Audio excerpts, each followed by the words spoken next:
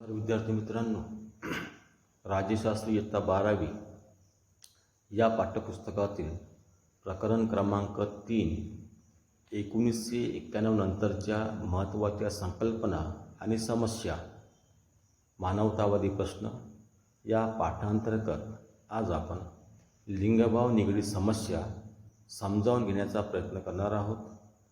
गरिबी आणि स्त्रिया, वेगवेगळ्या समस्या आणि विषय एकमेकांशी अंतर्गतरित्या जोडलेले असतात.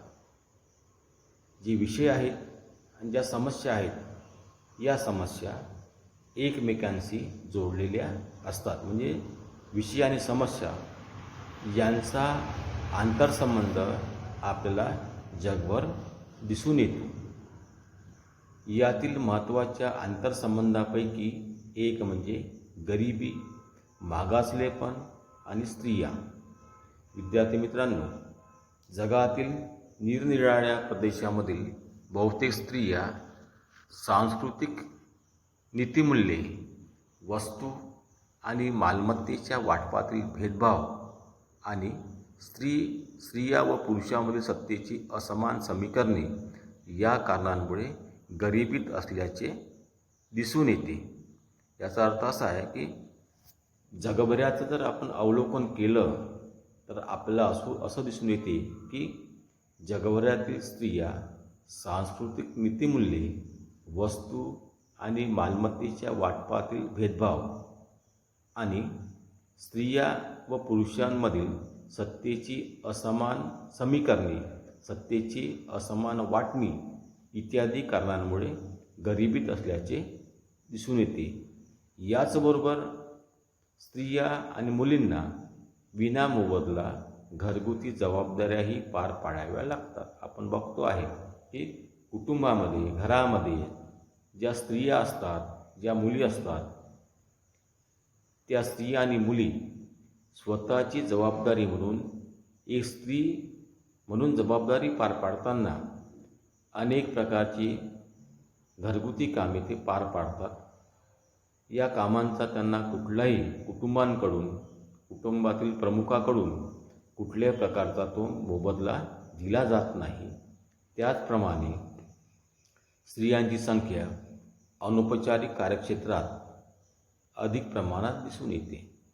जी असंघटित कार्यक्षेत्र आहेत त्या असंघटित कार्यक्षेत्रामध्ये अनेक स्त्रिया कार्य करीत असतात, परंतु या कार्यक्षेत्रात कार्य करीत असतानासुद्धा त्यांना त्यांच्या श्रमाचा योग्य तो मोबदला दिला जात नाही.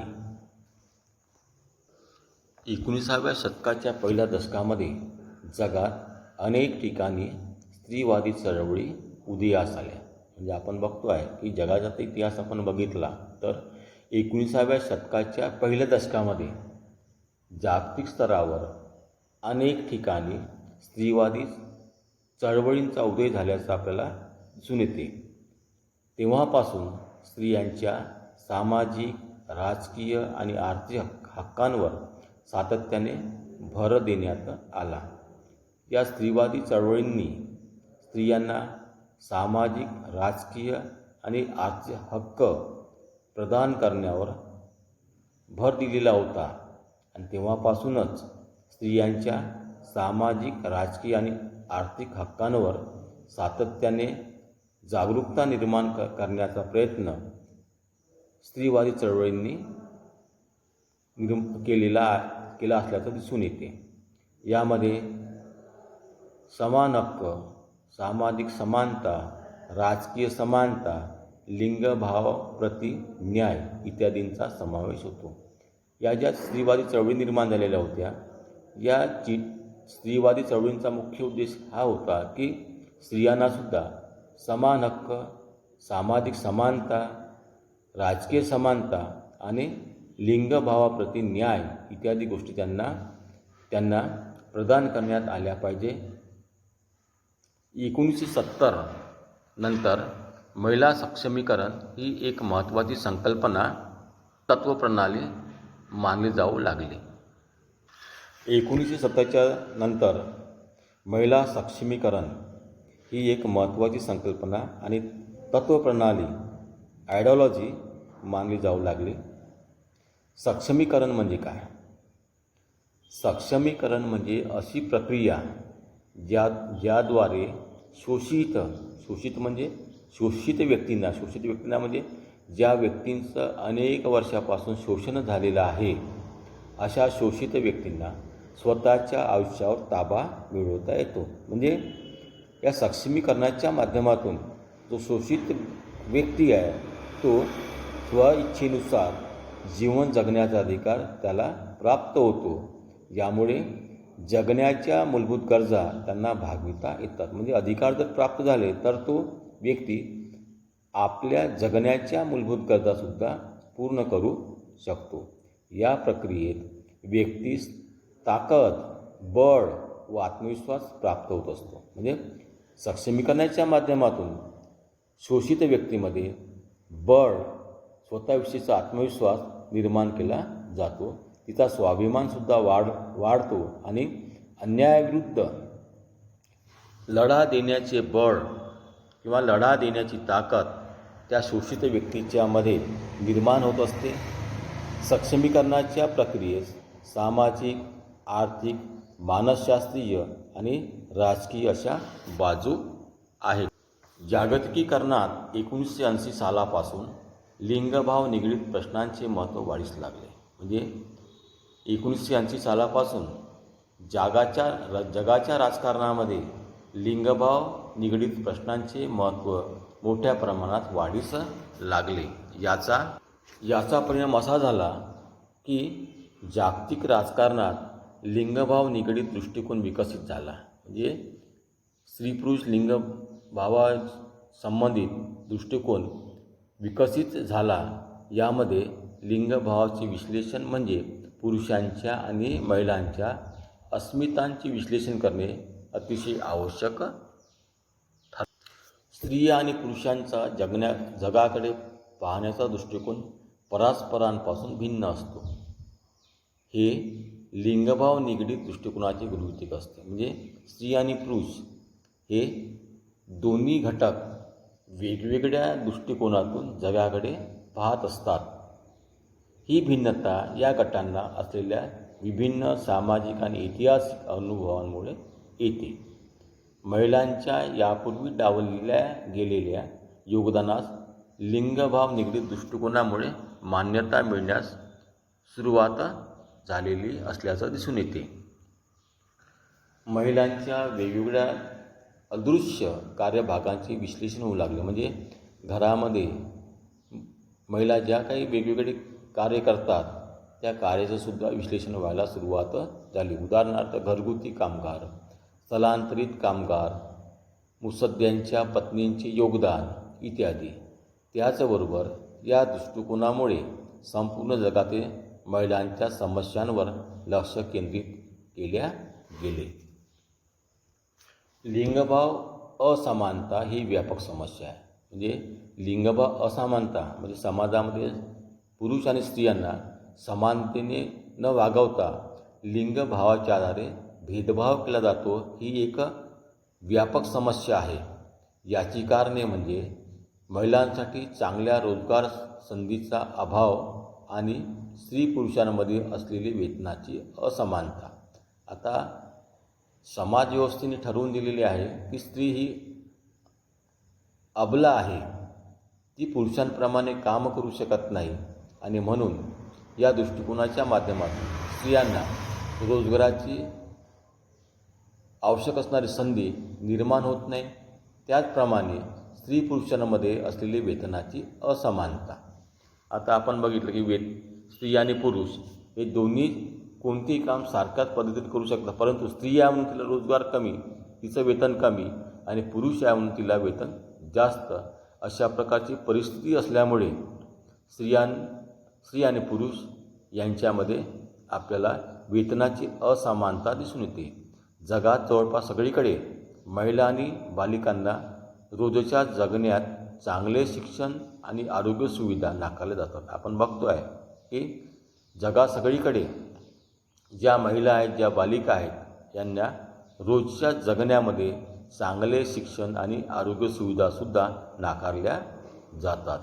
त्याचप्रमाणे आर्थिक आणि सामाजिक निर्णयांमध्ये त्यांचे प्रतिनिधित्व पुरेसे नसते. म्हणजे लिंगभावाच्या आधारे स्त्री पुरुष असा भेदभाव केला जात असल्यामुळे आर्थिक आणि राजकीय निर्णय प्रक्रियेमध्ये स्त्रियांचे प्रतिनिधित्व नगण्य असल्याचे आपल्याला दिसून येते. त्यांना हिंसा आणि भेदभावासही सामोरे जावे लागते. अनेक ठिकाणी हिंसासुद्धा केली जाते. लिंगभेदाच्या आधारे हिंसा तसेच मोठ्या प्रमाणात भेदभावसुद्धा केला जातो. सन 1976मध्ये संयुक्त राष्ट्रांचे स्त्रियांसाठीचे दशक सुरू झाले. म्हणजे आपण बघतो आहे की 1976मध्ये संयुक्त राष्ट्रांचे स्त्रियांसाठीचे दशक सुरू झाले. जगात सर्वत्र स्त्रियांना समान हक्क आणि समान संधी यांना प्रोत्साहन मिळावे हा या कार्यक्रमाचा हेतू होता. या कार्यक्रमाने स्त्रियांचे प्रश्न विकासाच्या प्रश्नांशी जोडण्याचा देखील प्रयत्न केला. शिक्षण, आरोग्य, कामाच्या जागा, जमिनीची मालकी आणि मानवी हक्क याबाबत स्त्रियांना जाणवणारी असमानता यावर लक्ष केंद्रित केले गेले होते. म्हणजे स्त्रियांनासुद्धा समान हक्क, समान मानवी हक्क प्राप्त झाले पाहिजे यावरसुद्धा लक्ष केंद्रित करण्यात आलेले होते. भारतातील महिलांची स्थिती. लिंगभाव समतेचे तत्त्व भारताच्या संविधानामधील उद्देशिका, मूलभूत तत्त्वे, मूलभूत कर्तव्ये आणि मार्गदर्शक तत्त्वांमध्ये समाविष्ट केल्या गेलेली आहे. विद्यार्थी मित्रांनो, भारताची जी राज्यघटना आहे या भारताच्या राज्यघटनेमध्ये किंवा भारताच्या संविधानामध्ये लिंगभाव समतेची तत्त्वसुद्धा समाविष्ट करण्यात आली आहे. उद्देशपत्रिका, मूलभूत तत्त्वे, मूलभूत कर्तव्ये आणि मार्गदर्शक तत्त्वांमध्ये लिंगभाव समते तत्त्व आपल्याला दिसून येतात. भारताचे संविधान महिलांना समतेचे तत्त्व केवळ मूलभूत हक्क म्हणून बहाल करीत नाही, तर शासनाला त्यावर आधारित सकारात्मक कृती करण्याची परवानगी देखील देते. असे असूनसुद्धा महिलांना सातत्याने भेदभावाला सामोरे जावे लागते. आज आपण पाहतो की भारताच्या राज्यघटनेमध्ये लिंगभाव समते तत्त्व जरी समाविष्ट करण्यात आलं असलं तरी आपण पाहतो की भारतीय समाजामध्ये आजही स्त्रियांना मोठ्या प्रमाणामध्ये भेदभावाला सामोरे जावे लागते आहे. भारतातील महिला पुढील काही समस्या खाली दिलेल्या आहेत. पहिली जी समस्या आहे आर्थिक असमानता. विद्यार्थी मित्रांनो, भारतीय समाज व्यवस्थेमध्ये स्त्री आणि पुरुष या दोन्ही घटकांमध्ये मोठ्या प्रमाणात आपल्याला आर्थिक असमानता असल्याचं दिसून येते. भारतातील सगळ्यात मोठ्या समस्यांपैकी एक म्हणजे स्त्री पुरुषामधील वेतनाची दरी. आपण बघतो आहे की जे क्षेत्र असंघटित आहे, उदाहरणार्थ कृषी क्षेत्र आहे, मजुरी आहे, या क्षेत्रामध्ये जे असंघटित क्षेत्र आहे या असंघटित असणाऱ्या क्षेत्रामध्ये एकाच कामासाठी पुरुषांना वेगळं वेतन आणि स्त्रियांना वेगळं वेतन दिलं जाते. याचाच अर्थ असा आहे की आजही भारतामध्ये स्त्री पुरुषांच्या वेतनामध्ये मोठी प्रचंड तफावत असल्याचं आपल्याला दिसून येते. त्याचबरोबर श्रमिकांच्या बाजारपेठेतील महिलांची टक्केवारी 28.2 इतकी कमी आहे, तर तुलनेने पुरुष 78.8 इतकी आहेत. तर विद्यार्थी मित्रांनो, जी श्रमिकांची बाजारपेठ आहे या श्रमिकांच्या बाजारपेठेमध्ये श्रमिकांची टक्केवारी ही पुरुषांच्या टक्केवारीपेक्षा कमी असल्याचं दिसून येते. नंबर 2 आहे तस्करी आणि शोषण. विद्यार्थी मित्रांनो, भारतीय समाज व्यवस्थेमध्ये आजही मोठ्या प्रमाणामध्ये महिलांची, बालिकांची तस्करी आणि शोषण मोठ्या प्रमाणात होताना आपल्याला दिसून येते. 1913 साली संयुक्त राष्ट्र मादक पदार्थ आणि गुन्हे विभागाने सादर केलेल्या अहवालात भारतातील महिलांचे जबरदस्तीने विवाह करण्यासाठी तस्करी केली जात असल्याचे म्हटले आहे. म्हणजे 2013 साली संयुक्त राष्ट्र मादक पदार्थ आणि गुन्हे विभागाने जो अहवाल सादर केलेला होता त्या अहवालामध्ये असं म्हटलं आहे की भारतातील महिलांची जबरदस्तीने विवाह करण्यासाठी तस्करी केली जाते आणि भारतीय महिलांवर कमी वयात लग्न थोपविल्या जाते. त्यासाठी मोठ्या प्रमाणामध्ये महिलांची तस्करीसुद्धा केली जाते. यात पुढे असेही म्हटले आहे की बहुतेक वेळा त्यांचे शोषण केले जाते. म्हणजे अनेकदा महिलांचे मोठ्या प्रमाणात शोषणही केले जाते. त्यांचे मूलभूत हक्कसुद्धा डावलले जातात. त्यांना मोलकरीण म्हणून राबवून घेण्यात येते आणि कालांतराने त्यांना परित्यक्त केली जाते, मग सोडून दिले जाते. नंबर 3, साक्षरतेचे प्रमाण. विद्यार्थी मित्रांनो, भारतातील महिलांचे साक्षरतेचे प्रमाण हे पुरुषांच्या तुलनेत कमी आहे. भारतामध्ये 2011ला जी जनगणना झालेली होती आणि त्या जनगणनेचा जो अहवाल आहे त्या अहवालामध्ये पुरुषांमधील साक्षरतेचे प्रमाण 84.14 आहे. याउलट भारतातील महिलांचे साक्षरतेचे प्रमाण 65.46 एवढे आहे. म्हणजे साक्षरतेच्या दृष्टिकोनातून जरी विचार केला तरी भारतामध्ये महिलांचं साक्षरतेचं प्रमाण हे पुरुषांच्या साक्षरतेच्या प्रमाणापेक्षा कमी असल्याचे आपल्याला. त्यानंतर 4, राजकीय प्रतिनिधित्व. भारताला स्वातंत्र्य मिळाल्यापासून संसदेत आणि घटक राज्यातील विधिमंडळामध्ये महिलांचे असलेले अत्यल्प प्रमाण ही एक समस्या राहिलेली आहे. म्हणजे भारताला स्वातंत्र्य मिळाल्यापासून भारताच्या संसदेमध्ये किंवा मग घटक राज्यातील विधिमंडळामध्ये पुरुषांच्या तुलनेमध्ये आपल्याला महिलांचे प्रमाण अतिशय कमी असल्याचे दिसून येते. भारतामध्ये लोकशाही कायदे आणि विकासात्मक धोरणांच्या परिघात वेगवेगळ्या क्षेत्रांमध्ये महिलांच्या प्रगतीसाठी धोरणे आणि कार्यक्रम आखण्यात आले. स्त्रियांची स्थिती सुधारावी, स्त्रियांचा विकास झाला पाहिजे या दृष्टिकोनातून भारतामध्ये लोकशाही कायदे आणि विकासात्मक धोरणांच्या परिघात वेगवेगळ्या क्षेत्रांमध्ये महिलांच्या प्रगतीसाठी, महिलांच्या विकासासाठी धोरणे आणि कार्यक्रम आखण्यात आले आहेत. 1953 साली केंद्रीय सामाजिक कल्याण मंडळाची CSWB स्थापना केली गेली. याचा उद्देश कुटुंब, महिला आणि बालकांसाठी कल्याणकारी योजना राबविणे हा होता.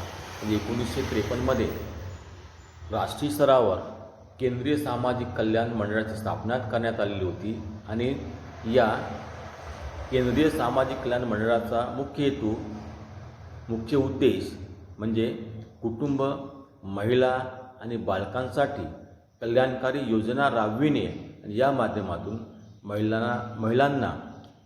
महिलांचे सक्षमीकरण करणे या एकमेव हेतूसाठी 1953मध्ये भारतात राष्ट्रीय स्तरावर केंद्रीय सामाजिक कल्याण मंडळाची स्थापना करण्यात आली होती.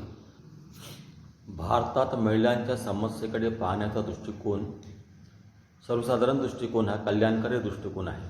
म्हणजे भारतातल्या ज्या काही महिला आहेत त्यांच्या ज्या काही समस्या आहेत त्या समस्यांकडे कल्याणकारी दृष्टिकोनातून बघायला सुरुवात झाली. कल्याणकारी दृष्टिकोनाचा मूळ उद्देश हा महिला मंडळे स्थापन करून महिलांचा विकास साधणे, म्हणजे महिला मंडळे स्थापन करायची आणि त्या महिला मंडळाच्या माध्यमातून महिलांचा विकास साधणे, धोकादायक कामांपासून महिलांचे संरक्षण. अनेक धोकादायक ठिकाणी महिला काम करत असतात. अशा धोकादायक कामापासून महिलांचे संरक्षण करणे, गर्भवती स्त्रिया आणि बालकांसाठी आरोग्य सुविधा उपलब्ध करून देणे इत्यादी होता. 1960च्या दशकापासून कल्याणकारी योजना म्हणून शिक्षणावर भर देण्यात आला. पुढील काळात 1960च्या दशकापासून कल्याणकारी योजना म्हणून शिक्षणावर भर देण्यात आला. म्हणजे स्त्रियांनासुद्धा शिक्षणाचा हक्क प्रदान करण्यात आला. आरोग्यविषयक कार्यक्रमांचा भर मातृत्व आणि बालकांसाठी आरोग्य सुविधा, आरोग्य शिक्षण व पोषण, कुटुंब नियोजन हा होता.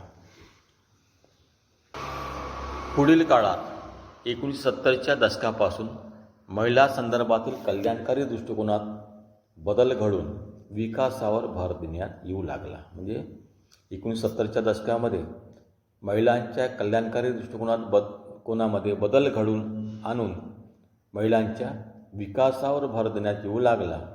1970चे दशक हे संयुक्त राष्ट्रांचे महिलांसाठीचे दशक होते. म्हणजे 1970च्या दशकामध्ये महिलांची स्थिती, महिलांचा विकास करण्यावर अधिक भर देण्यात आलेला होता आणि म्हणून या दशकाला महिलांचे दशक असे सुद्धा संबोधण्यात येते. भारतातील महिलांची स्थिती अभ्यासण्यासाठी एक समिती नियुक्त करण्यात आली. त्या समितीने दिलेल्या अहवालात भारतातील बदलत्या सामाजिक आणि आर्थिक परिस्थितीत महिलांचे हक्क आणि स्थिती यावर भाष्य केले गेले. या अहवालाचे शीर्षक टुवर्ड्स इक्वॅलिटी असे आहे. 1980 साली महिलांच्या संदर्भातील दृष्टिकोनात आणखी बदल घडून आला. आता त्यामध्ये आरोग्य, शिक्षण आणि रोजगार यावर भर देण्यात.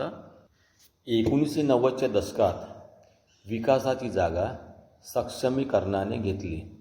शासनाला विकासाचे फायदे महिलांनाही करून द्यायचे होते. म्हणजे शासनाच्या विकास कार्यक्रमाच्या माध्यमातून महिलांचाही विकास झाला पाहिजे.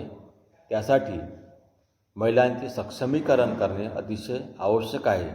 त्यासाठी नियोजन आणि अंमलबजावणीमध्ये महिलांचा सहभाग महत्त्वाचा मानला जाऊ लागला. म्हणजे महिलांचे सक्षमीकरण करण्याकरिता जे काही नियोजन करण्यात आलेलं होतं त्या नियोजनामध्ये आणि अंमलबजावणीमध्ये महिलांचा सहभाग महत्त्वाचा आहे हे मानले जाऊ लागले. 1990मध्ये राष्ट्रीय महिला आयोगाची स्थापना करण्यात आली. यात महिलांच्या हक्कांचे व कायदेशीर बाबींचे संरक्षण करण्याची ग्वाहीसुद्धा देण्यात आली होती. भारताच्या संविधानातील 73व्या आणि 74व्या घटनादुरुस्तीमुळे 1993मध्ये पंचायत समिती आणि नगरपालिकांमध्ये महिलांना आरक्षण देण्यात आले. म्हणजे महिलांचा राजकीय सहभाग वाढवण्याच्या दृष्टिकोनातून पंचायत समितीमध्ये आणि नगरपालिकांमध्ये महिलांना आरक्षण देण्यात आलं होतं, जेणेकरून महिलांचा राजकीय सहभाग वाढावा. त्यामुळे स्थानिक पातळीवरील निर्णय प्रक्रियेत महिलांचा सहभाग वाढण्यास मदत झाली. महिलांसाठीचा सामाजिक सांस्कृतिक परीघ हा जुन्या व नव्या मूल्यांचे जटिल मिश्रण आहे. औद्योगिकीकरण, जागतिकीकरण, शहरीकरण आणि आधुनिकीकरणामुळे महिलांच्या आयुष्यात मोठे बदल झालेले आहेत. आज आपण पाहतो औद्योगिकीकरण, जागतिकीकरण, शहरीकरण आणि आधुनिकीकरणामुळे महिलांच्या आयुष्यामध्ये प्रचंड मोठ्या प्रमाणात बदल झालेले आहे. एका बाजूला उदारमतवादामुळे महिलांना रोजगार आणि निर्णय प्रक्रियेमध्ये अनेक संधी मिळत आहे, तर दुसऱ्या बाजूला अत्याचारांमध्ये झालेली वाढ, वेतनातील दरी आणि भेदभावाचा सामनाही करावा लागत आहे. आपण पाहतो आहे की शिक्षण, रोजगार आणि निर्णय प्रक्रियेमध्ये महिलांना मोठ्या प्रमाणात संधी तर मिळत आहेच. दुसऱ्या बाजूचा जर विचार केला तर आपल्याला असं दिसून येते की महिलांच्या अत्याचारामध्ये प्रचंड मोठ्या प्रमाणात वाढ झालेली आहे. तसेच वेतनामध्ये सुद्धा असमानता आणि भेदभावाचा सामना महिलांना मोठ्या प्रमाणात करावा लागत आहे. संस्थात्मक घटनांनी पुढाकार घेतल्यास समाजातील मूल्ये आणि मानसिकता यात बदल घडून येऊ शकतो. ही जी परिस्थिती जर आपल्याला दूर करायची असेल तर संस्थात्मक जे काही घटक आहे या संस्थात्मक घटकांनी पुढाकार घेण्याची गरज आहे. जर संस्थात्मक घटक जर पुढाकार घेत असतील तर समाजातील मूल्ये आणि मानसिकता सामाजिक मानसिकता यामध्ये बदल घडून येऊ शकतो. यामध्ये कुटुंब, समुदाय, धर्म, शैक्षणिक संस्था इत्यादींचा समावेश होतो. लिंगभाव समानतेसाठी आर्थिक आणि सामाजिक धोरणांची निर्मिती करणे, त्यांना बळकटी देणे आणि अंमलबजावणी करणे हे त्यांच्यामार्फत होऊ शकते.